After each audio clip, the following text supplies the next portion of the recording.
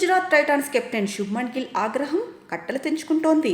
ఎంతలా అంటే అంపైర్లతో వాదిస్తేనే మామూలుగా తప్పు అంటారు. అలాంటిది వాళ్ళ మీదకు కొట్టేంత స్థాయిలో వెళ్లడం ఇంకా పెద్ద తప్పు అని కూడా ఆలోచించడం లేదు శుభ్మన్ గిల్.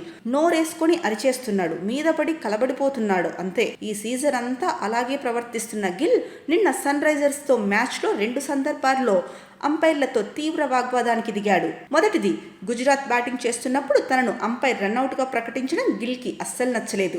హర్షల్ పటేల్ వేసిన త్రోని పిక్ చేసిన క్లాసిన్ గిల్ వచ్చేలోపు స్టంప్స్ని గిరాటేశాడు. అక్కడి వరకు ఓకే. థర్డ్ అంపైర్ గిల్ ఇంకా క్రీజ్లోకి బ్యాట్ రాలేదని అవుట్గా ప్రకటించాడు. అయితే ఇక్కడే ఇంకో విషయం అనుమానాస్పదంగా కనిపిస్తున్న దాన్ని చెక్ చేయకపోవడంపై గిల్ కోపమంతా. ఇక గిల్ రాకముందే క్లాసన్ స్టంప్స్ అయితే గిరాటేశాడు, కానీ బాల్ కంటే ముందే తన గ్లౌస్తో స్టంప్స్ని క్లాసన్ తోస్తున్నట్లు కనిపిస్తోంది. ఎంపైర్ దాన్ని అస్సలు పట్టించుకోకుండా తను కేవలం క్రీజ్లోకి బ్యాట్ రాలేదని చూసి రన్అట్ ఇవ్వడంపై గిల్కి మండిపోయింది. డగౌట్ దగ్గర ఉండే 4th ఎంపైర్తో గొడవకు దిగాడు గిల్. ఎంత కోపం అంటే ఆల్మోస్ట్ కొడతాడా ఏంటి అనిపించింది. అలా అరిచాడు అతని మీద.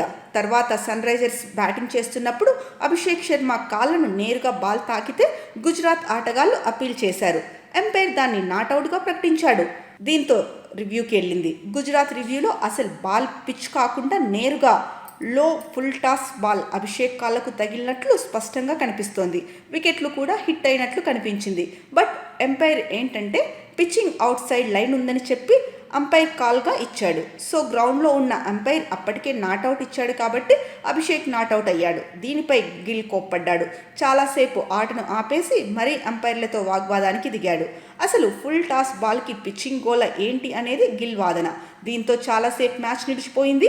ఆఖరుకు అభిషేక్ శర్మ వచ్చి గిల్కి సర్ది చెప్పే ప్రయత్నం చేశాడు. ఆ టైంలో అభిషేక్ శర్మ మీద కూడా అరిచిన గిల్ తర్వాత తనకు సారీ చెప్పి బ్లెస్ చేశాడు. గ్రౌండ్ బయట ఆశిష్ నెహ్రా, గ్రౌండ్లో గిల్ ఇంత అగ్రెసివ్గా ఉంటూ అంపైర్లను కూడా వదిలిపెట్టకుండా వాళ్ళతో కూడా గొడవలకు దిగుతూ ఉండడంతో ఈసారి గుజరాత్కి పొరపాటున కూడా ఫెయిర్ ప్లే అవార్డు రాదు అంటున్నారు ఫ్యాన్స్.